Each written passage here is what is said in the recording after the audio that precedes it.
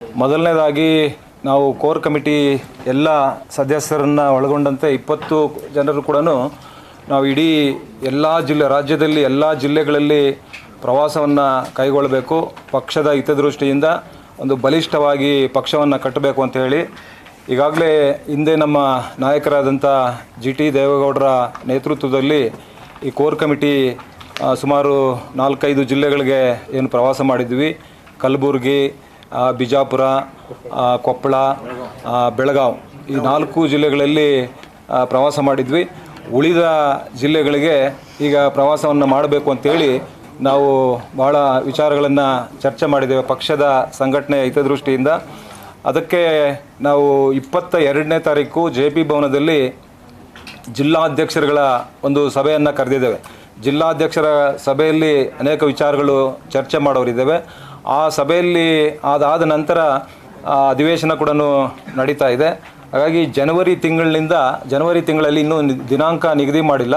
ಆ ದಿನಾಂಕವನ್ನು ನಿಗದಿಯನ್ನು ಮಾಡಿಕೊಂಡು ಜನವರಿ ಸಂಕ್ರಾಂತಿ ಆದ ನಂತರ ಕನಿಷ್ಠ ಒಂದು ವಾರಕ್ಕೆ ಒಂದು 3 ಜಿಲ್ಲೆಗಳು, ಪ್ರತಿ ವಾರ ಒಂದು 3 ಜಿಲ್ಲೆಗಳಲ್ಲಿ ಪ್ರವಾಸ ಮಾಡುವಂಥದ್ದಕ್ಕೆ ನಾವೆಲ್ಲರೂ ಕೂಡ ಏನು ವಿಚಾರವನ್ನು ಮಾಡಿಕೊಂಡಿದ್ದೇವೆ.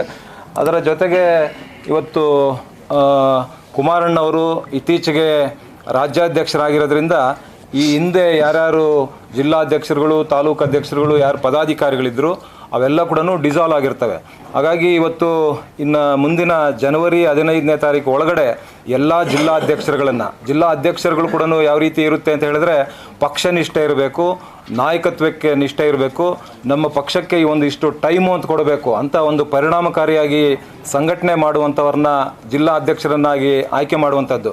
ಆದರೆ ಈಗಿರ್ತಕ್ಕಂಥ ಜಿಲ್ಲಾಧ್ಯಕ್ಷರುಗಳು ಯಾರಿದ್ದರು ಅವರು ಪರಿಣಾಮಕಾರಿಯಾಗಿ ಪಕ್ಷ ಸಂಘಟನೆಯಲ್ಲಿ ತೊಡಗಿಸ್ಕೊಂಡಿದ್ದರೆ ಅವರನ್ನು ಆ ಜಿಲ್ಲೆಯಲ್ಲಿರ್ತಕ್ಕಂಥ ನಮ್ಮ ಶಾಸಕರಿರ್ಬೋದು ಮತ್ತು ಮಾಜಿ ಶಾಸಕರಿರ್ಬೋದು ಮತ್ತು ನಮ್ಮ ಜಿಲ್ಲಾ ನಾಯಕರಿರ್ಬೋದು ಮತ್ತು ನಮ್ಮ ಡಿಪ್ಯೂಟೆಡ್ ಕ್ಯಾಂಡಿಡೇಟ್ಸ್ ಇರ್ಬೋದು ಅವರೆಲ್ಲರಲ್ಲಿ ಕೂಡ ಚರ್ಚೆ ಮಾಡಿ ಯಾರು ಸಂಘಟನೆಗೆ ಹೆಚ್ಚು ಒತ್ತು ಕೊಡ್ತಾ ಇದ್ದಾರೆ ಅಂಥವರನ್ನು ಮುಂದುವರಿಸುವಂಥದ್ದು, ಅಥವಾ ಅವರಿಗೆ ಮನವರಿಕೆ ಮಾಡಿ ಬೇರೆ ಜಿಲ್ಲಾಧ್ಯಕ್ಷರನ್ನು ನೇಮಕ ಮಾಡುವಾಗ ಅವರೆಲ್ಲರೂ ಕೂಡ ಸಹಕರಿಸಬೇಕು.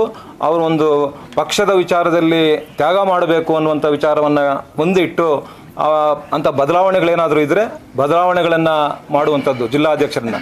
ಗ್ರೇಟರ್ ಬೆಂಗಳೂರು ಮಹಾನಗರ ಒಂದು ಇದರಲ್ಲಿ ಏನಿವತ್ತು 5 ಪಾಲಿಕೆಗಳು ಅಂತ 5 ವಿಭಾಗಗಳನ್ನು ಏನು ಮಾಡಿದ್ದಾರೆ ಅದರಲ್ಲಿ ಕೂಡ ಈಗಾಗಲೇ ಉಸ್ತುವಾರಿಗಳನ್ನು ನೇಮಕ ಮಾಡಿದ್ದಾರೆ. ಆ ಉಸ್ತುವಾರಿಗಳನ್ನು ಕೂಡ ಸಭೆಯನ್ನು ಕರೆದು ಅದಕ್ಕೆ ಹೆಚ್ಚು ಒತ್ತು ಕೊಡುವಂಥದ್ದು. ಅದರ ಜೊತೆಗೆ ಮುಂದಿನ ದಿನಗಳಲ್ಲಿ ಅಂದರೆ ಇನ್ನೊಂದು 10-15 ದಿನಗಳಲ್ಲಿ ಒಂದಷ್ಟು ಎಲ್ಲ ವಿಭಾಗಗಳಲ್ಲಿ ಯಾರ್ಯಾರು ಉಸ್ತುವಾರಿ ಮಾಡಿದ್ದಾರೆ ಆ ಉಸ್ತುವಾರಿಗಳ ಜೊತೆ ಚರ್ಚೆ ಮಾಡಿ ಎಲ್ಲೆಲ್ಲಿ ನಮ್ಮ ಶಕ್ತಿ ಇದೆ. ಬೆಂಗಳೂರು ನಗರ ಭಾಗದಲ್ಲಿ ಇವತ್ತು 369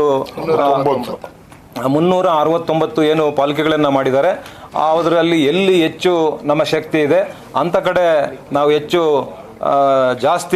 ಸಂಘಟನೆಗೆ ಒತ್ತು ಕೊಟ್ಟು ಅಂಥ ಕಡೆ ಸ್ಪರ್ಧೆ ಮಾಡಬೇಕು ಅನ್ನುವಂಥದ್ದು. ಉಳಿದಂಥ ಕಡೆ ನಮ್ಮ NDA ಏನು ಮಿತ್ರ ಪಕ್ಷ ಇದೆ ಅದಕ್ಕೆ ಬಿಟ್ಟು ಅಂದರೆ ಒಟ್ಟಾರೆ ನಾವು 369 ಕ್ಷೇತ್ರಗಳಲ್ಲಿ ಕೂಡ ನಾವು ಸ್ಪರ್ಧೆ ಮಾಡಿ ಬಹುತೇಕ 5 ಪಾಲಿಕೆಗಳನ್ನು ನಮ್ಮ ವಶಕ್ಕೆ NDA ವಶಕ್ಕೆ ತಗೊಳ್ಬೇಕು ಅನ್ನುವಂಥ ಚರ್ಚೆಗಳನ್ನು ಕೂಡ ಈಗಾಗಲೇ ನಾವು ಮಾಡಿದ್ದೇವೆ.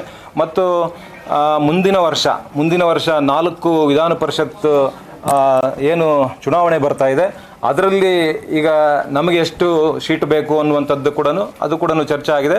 ನಮ್ಮ ನಾಯಕರು ಈಗೇನು ಪಾರ್ಲಿಮೆಂಟ್ ಸೆಷನಲ್ಲಿದ್ದಾರೆ ಅವರೆಲ್ಲ ಕೂಡ ಬಂದ ಮೇಲೆ ಬಹುಶಃ 22ನೇ ತಾರೀಕು ಈ ತಿಂಗಳು 22ನೇ ತಾರೀಕು ನಡೆಯುವಂಥ ಸಭೆಯಲ್ಲಿ ಅದರ ಬಗ್ಗೆ ಕೂಡ ನಮ್ಗೆ 1-2 ಅನ್ನುವಂಥದ್ದನ್ನು BJP ನಾಯಕರು ಮತ್ತು ನಮ್ಮ ನಾಯಕರು ಇಬ್ಬರು ಸೇರಿ ಅದನ್ನು ಮಾಡಿ ಚರ್ಚೆ ಮಾಡುವಂಥದ್ದು ಆ ವಿಚಾರಗಳನ್ನು ಕೂಡ ಮಾತನಾಡಿದ್ದೇವೆ.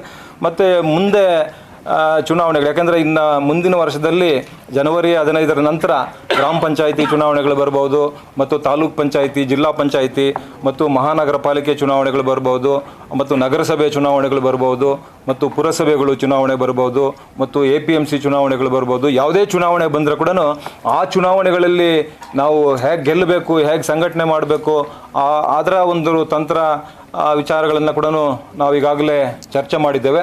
ಮತ್ತು ಸಾಂಸ್ಥಿಕ ಚುನಾವಣೆಯ ಮೂಲಕ ಪುನರ್ರಚಿತವಾಗಿರುವ ರಾಜ್ಯ ಪರಿಷತ್ನ ಆ ಪದಾಧಿಕಾರಿಗಳು ಈಗಾಗಲೇ ನಾವು ಅವ್ರನ್ನೂ ಕೂಡ ಈ ಸಭೆಗೆ ಲಂಚ್ ಟೈಮ್ಗೆ ಅವ್ರನ್ನೂ ಕೂಡ ಬರೋಕ್ಕೆ ಹೇಳಿದ್ವಿ.